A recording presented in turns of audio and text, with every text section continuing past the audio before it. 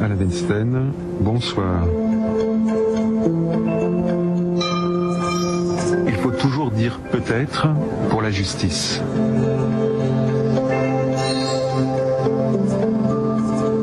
Du jour au lendemain avec Jacques Derrida qui publie Force de loi chez Galilée.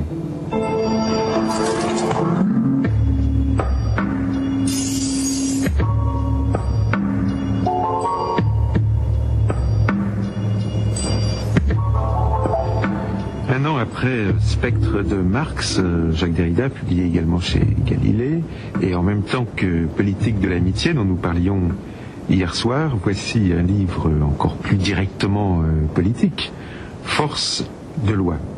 Un livre que vous n'avez pas écrit pour répondre à ceux qui pensent que la déconstruction aboutit à une abdication quasiment nihiliste devant les questions éthiques, sociales et politiques. Peut-être vaut-il mieux que comme hier soir, je dise quelques mots de l'occasion ou du contexte de cet essai. À l'origine, il s'agit d'un texte de Benjamin que j'avais étudié dans un des séminaires dont nous parlions hier soir, mais plus précisément lors d'un colloque organisé à New York dans une école de droit, dans une faculté de droit, Cardozo Law School, et qui était consacré à la question de la déconstruction et de la justice. J'avais prononcé donc la conférence d'ouverture, et il faut savoir qu'aux États-Unis s'est développé autour de, alors disons très vite la déconstruction, se sont développées un certain nombre de recherches juridiques dans les départements de droit, essayant de mettre en œuvre en quelque sorte certains motifs déconstructionnistes en quelque sorte dans le domaine du droit.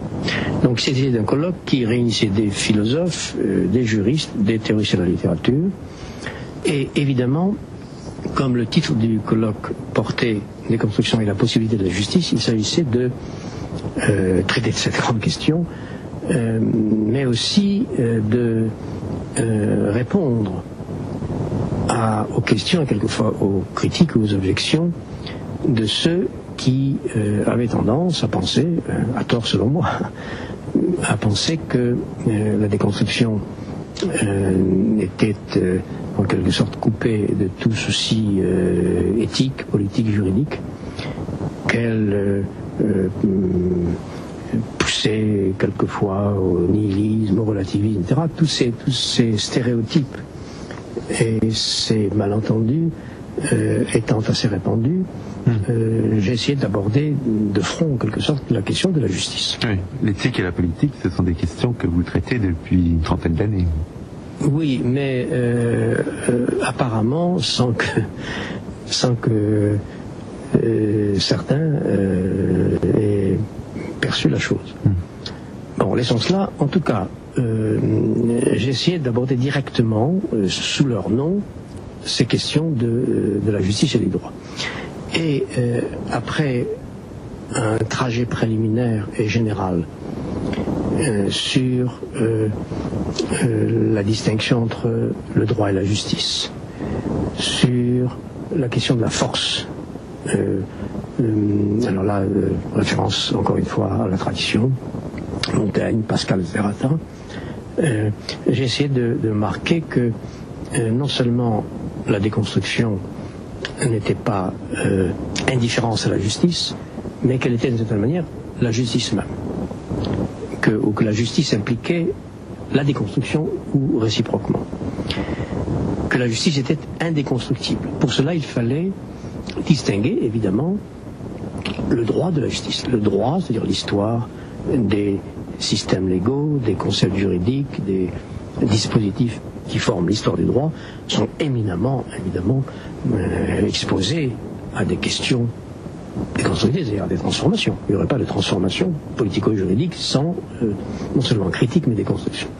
En revanche, la justice, qui ne se réduit pas au droit, c'est-à-dire à la légalité, elle implique et ce qui met en mouvement cette inquiétude déconstructrice et ce qui finalement inspire la déconstruction. Alors, ayant essayé de démontrer cela, c'est la première partie de l'essai, j'ai, à titre d'exemple, mais c'est plus qu'un exemple, proposé une lecture d'un essai de Benjamin qui s'intitule son critique de la Gewalt, critique de la violence, c'est ainsi qu'on traduit le mot Gewalt, mais c'est une traduction problématique, critique de la violence, et qui fut publié en 1921, je crois. Nous aurions pu parler hier justement de l'affinité, d'une certaine proximité entre Schmitt et Benjamin. Benjamin admirait Schmitt, il y a une correspondance entre eux, et ça fait partie de ce réseau à la fois philosophique, politique, idéologique, qui m'intéresse beaucoup, entre les deux guerres. Donc cet essai de Benjamin, que Schmitt a aimé d'ailleurs, pose la question de ce que c'est que Gewalt, c'est-à-dire violence, bien sûr.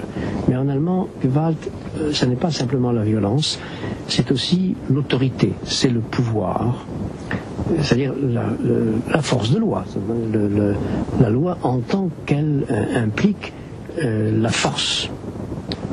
Et comme vous le savez, et là on n'a même pas besoin de remonter à Pascal et à Montaigne, Kant par exemple définit le droit comme ce qui implique dans son concept la force, l'exercice de la force pour son application. Il n'y a pas de droit sans force.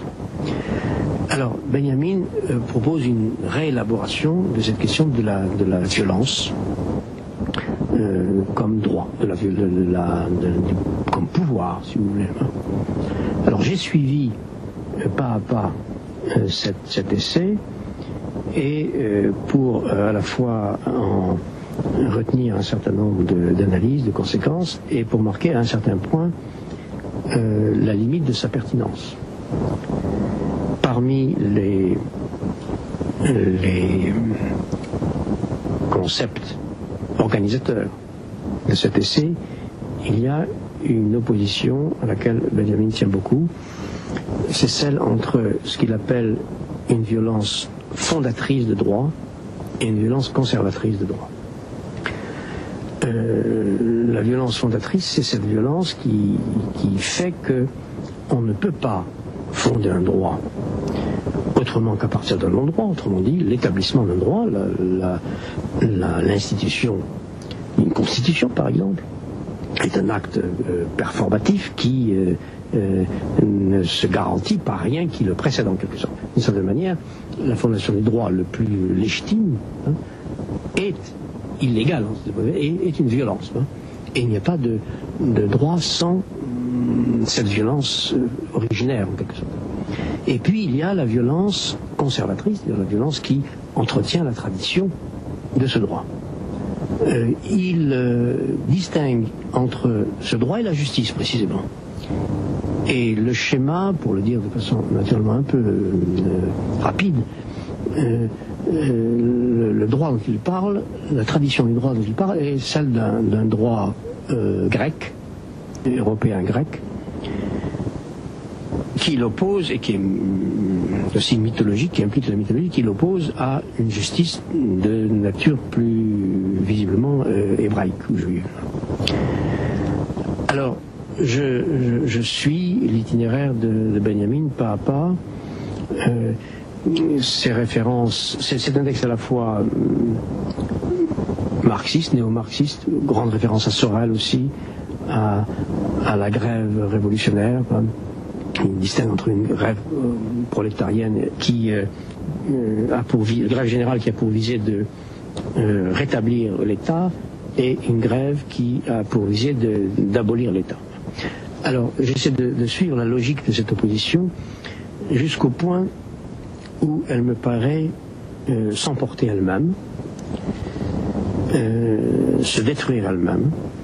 C'est-à-dire que finalement, la violence dite conservatrice ne peut pas s'opposer à la violence fondatrice, et une violence conservatrice du droit implique la répétition de l'origine, de même que l'origine fondatrice en appelle elle aussi à sa propre répétition, à sa propre reproduction. Ce qui fait que cette opposition, en fait, n'en est pas une, et si cette opposition s'effondre, à ce moment-là, c'est toute la machine théorique que propose Benjamin qui est menacée. Alors c'est de montrer en quoi ce discours se déconstruit lui-même, s'auto-déconstruit en quelque sorte. Et la question qui reste, c'est celle de ce qui reste justement après l'autodéconstruction d'un discours aussi fort. Hein. Il faut naturellement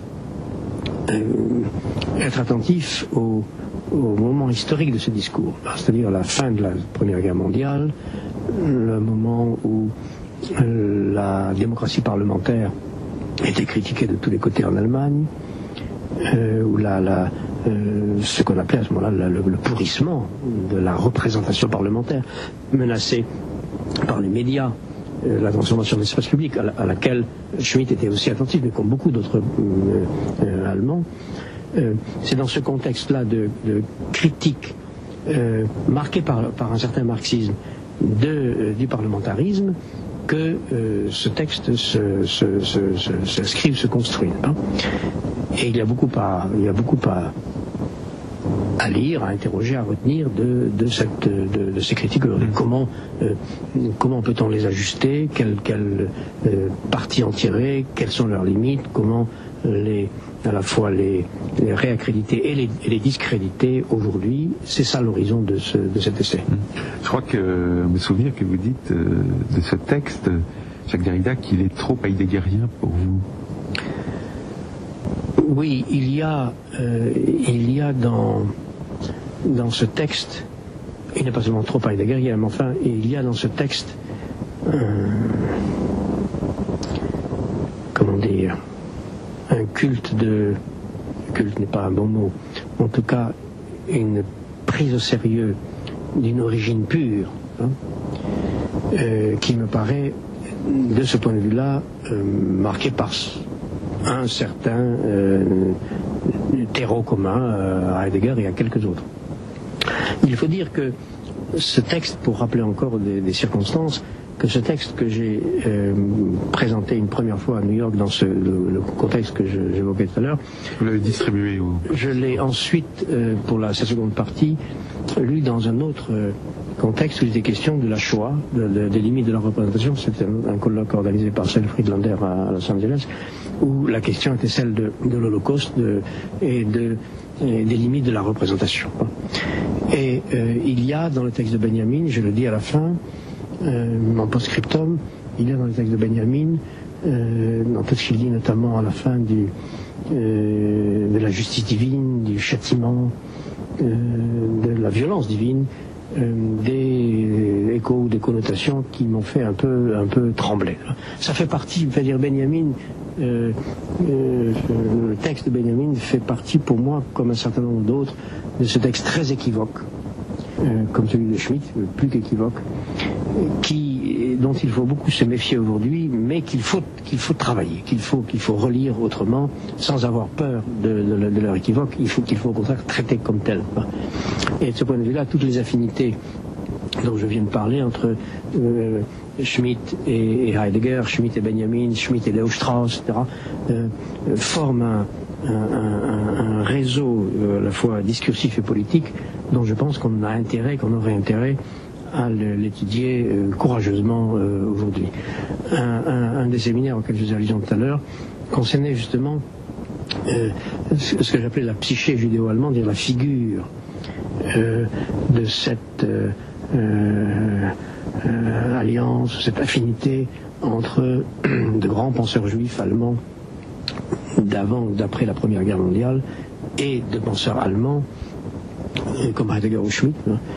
Et du côté judéo-allemand, il y a évidemment Benjamin, mais il y a aussi Scholem, il y a aussi Cohen, il y a aussi Rosenzweig. Et j'avais consacré pas mal de temps dans des séminaires à étudier ensemble les affinités, les relations, les différences entre ces penseurs qui partagent beaucoup, malgré naturellement des incompatibilités ou des différences qui se sont accusées, d'autre part.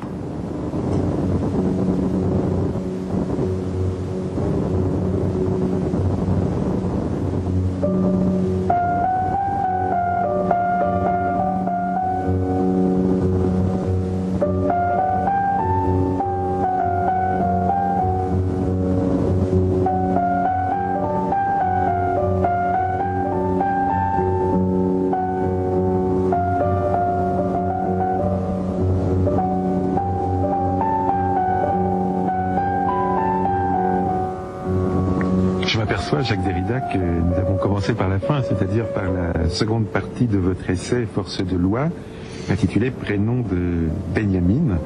Et nous n'avons pas fait encore allusion au sous-titre que vous avez donné à ce livre, « Le fondement mystique de l'autorité », fondement mystique de l'autorité étant entre guillemets.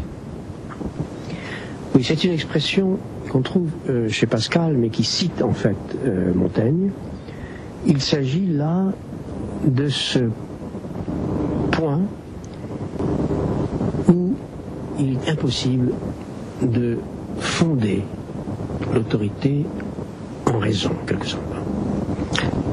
Comme nous disions tout à l'heure, que la fondation du droit, de la Constitution, de la souveraineté, etc., si légitime qu'elle soit, suppose qu'elle s'enlève sur un fond de non-légitimité. Fonder le droit est un geste qui consiste à le fonder sur du non-droit. Le fondement du droit ne peut pas être juridique ou légal. De même, le fondement de la raison, l'origine de la raison, n'est pas rationnel. Dire cela, ça ne veut pas dire que l'origine de la raison est irrationnelle ou que le fondement du droit est illégal ou illégitime, mais ça veut dire qu'il faut bien supposer une veille non juridique ou non légale du droit et une veille non rationnelle de la raison. Et qu'ensuite, une fois que le droit ou le juste est ainsi fondé, la confirmation de son autorité fait appel à un élément que Montaigne et Pascal appellent mystique. C'est-à-dire qu'il faut un consensus qui ne relève pas de la raison. De la même manière, Montaigne, dans un des textes voisins de ceux dont nous parlons, parle de la fiction qui fonde notre droit. Il faut une fiction, c'est-à-dire l'invention de quelque chose de non naturel pour fonder le droit. Donc cet élément de fiction non rationnelle, et non pas irrationnelle, c'est ce qui s'appelle ici mystique. C'est-à-dire, au fond, une adhésion à quelque chose qui ressemble à un secret, même si ce n'est pas, même si ce n'est pas secret. C'est une adhésion à l'acte de foi, en quelque sorte. Et j'ai essayé de montrer que cette mysticité, en quelque sorte, était structurelle. Et ça n'est pas mysticisme ou obscurantisme ou irrationalisme que de reconnaître cette force performative non légale, non juridique et non rationnelle à l'origine de la raison juridique ou de la raison politique. L'autorité des lois vient de ce qu'on y croit, quoi, c'est tout. Oui, ensuite on peut calculer, on peut raisonner, il faut le faire. On peut ratiociner ou rationaliser, mais l'origine même, le fondement même du droit et de ce qui fait force de loi, c'est un acte de foi, c'est un consensus. Alors, toutes les théories politiques sont des théories de cette origine, mais cette origine en elle-même, il est difficile de ne pas l'appeler mystique. Et ce que nous disions tout à l'heure de la justice en tant qu'elle est indéconstructible, situe ce point, n'est-ce pas, où l'appel de la justice ne peut pas se justifier dans un discours juridique, un discours de la raison juridique. L'appel de la justice, il se justifie lui-même et il n'a pas d'autre recours que de se justifier lui-même par la justice elle-même. Alors là, évidemment, ça ça suppose, ça j'essaie de travailler à cela dans d'autres textes, dans le spectre de Marx en particulier, il faut s'entendre sur ce que veut dire juste, sur l'histoire du juste, dans toutes les langues, Dickey n'en étant qu'un exemple, et tous les paradoxes qui habitent cette histoire du juste.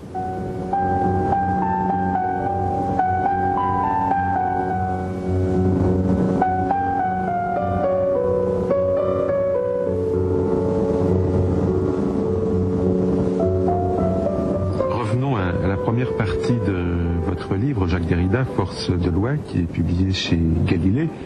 C'est donc un texte intitulé Du droit à la justice, une conférence, vous le disiez tout à l'heure, qui initialement fut donnée en anglais, et vous insistez beaucoup au début sur ce point. Oui, ça commence par la question de l'adresse. Et par même le mot adresse, le mot idiomatique. Adresse, tel qu'il vaut différemment en anglais et en français. Parce que il est difficile de ne pas tenir compte dans ces questions d'éthique, de droit, de justice, de la langue et de l'idiome. Le texte de Benjamin, d'ailleurs, il fait sa part. Et puis, parmi toutes les violences dont je multiplie les exemples dans cet essai, il y a celle de la violence linguistique, la violence politique comme violence linguistique, c'est-à-dire toutes les hégémonies qui, en particulier aux États-Unis, où je parlais à ce moment-là, s'imposent, marginalisent ou oppriment les minorités linguistiques. Comme on sait, l'histoire du droit et de la mise en œuvre du droit est toujours liée à des questions de langue. Quand, par exemple, en France, on a imposé la langue française comme langue du droit, traité de Villers-Cotterêts, etc., cet acte qui imposait la langue française est un acte de grande violence. C'est le moment de l'unification de l'État français. Et cette violence a été répétée. Elle a été répétée non seulement en monarchie, mais elle a été répétée au moment de la Révolution. Et quand on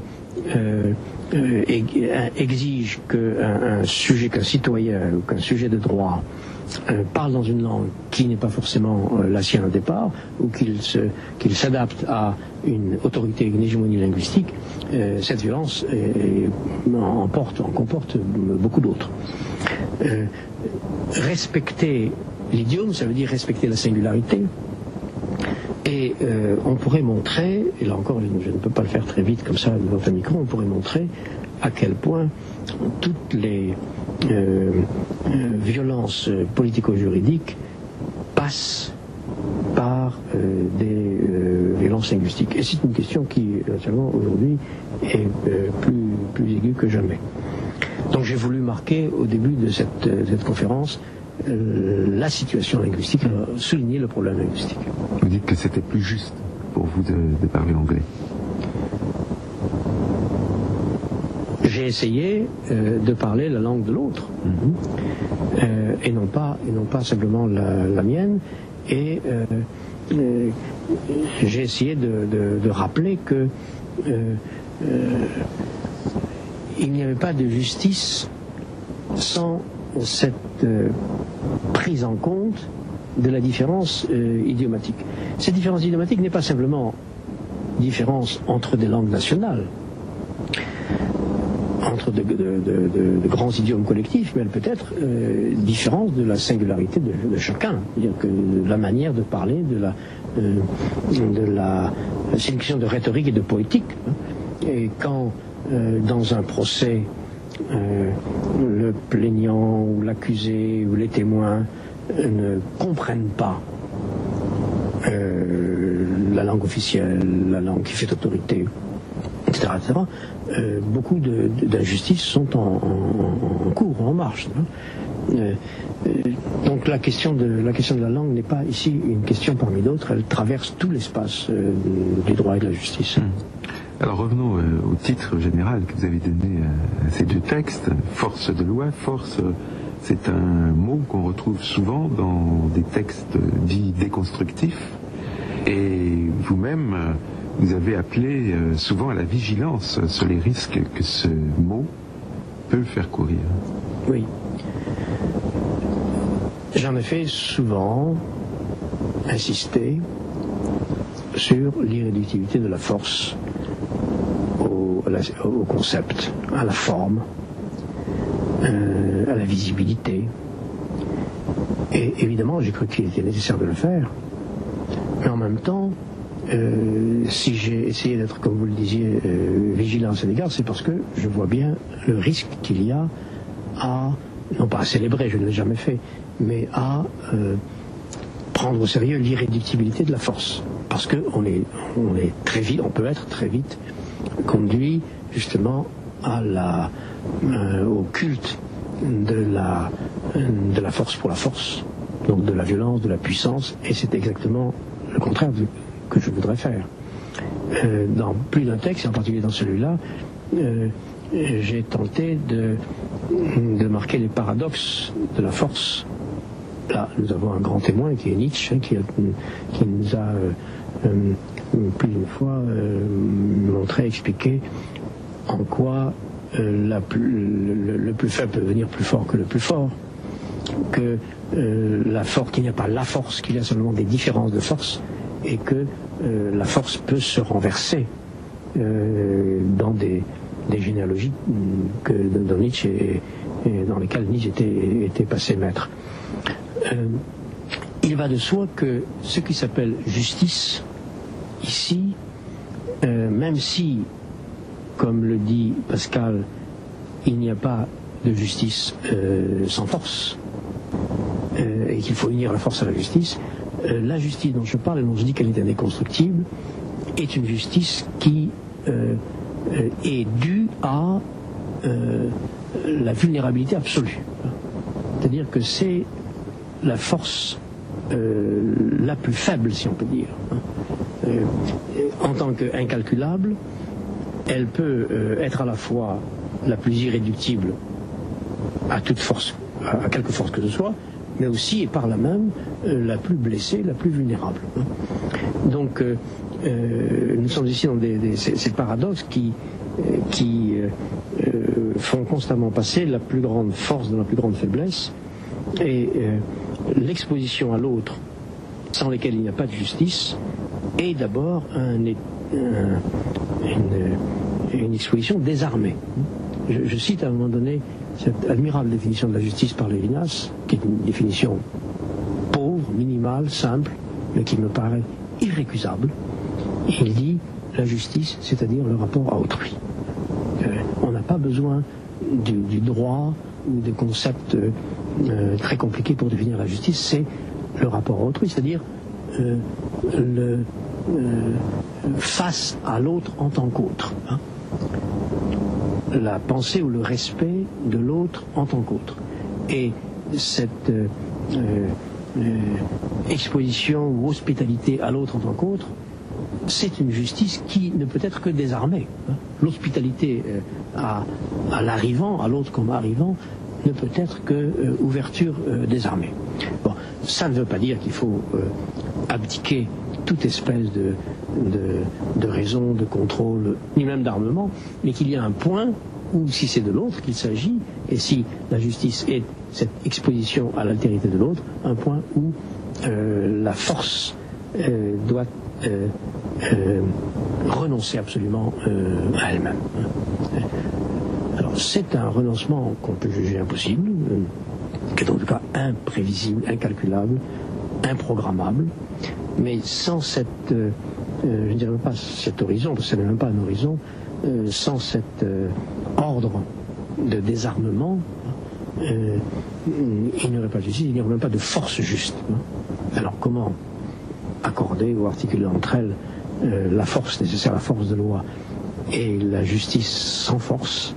Ça, c'est le problème politique, mais pas seulement le problème politique. C'est donc difficile de mettre ensemble, comme le voulait Pascal, la justice et la force. La justice comme telle, oui. Pascal, la question de sémantique, je pense que quand il disait justice, il pensait aussi droit. Hein. C'est-à-dire justice politique, justice effectivement mise en œuvre, enforced, comme on dit en anglais. Je me suis servi du mot anglais, là, parce que les Anglais disent to enforce the law, c'est-à-dire appliquer la loi, c'est lui donner la force. Hein.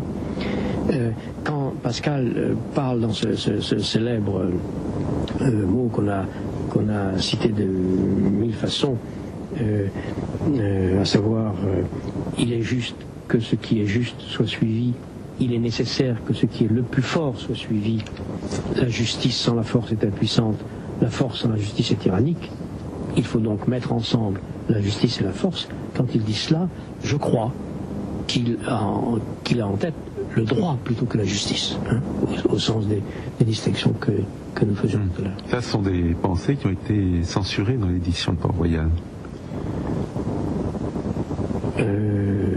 La phrase que vous citiez, où il faut mettre ensemble la justice et la force, on ne les trouve pas dans l'édition d'Arnaud.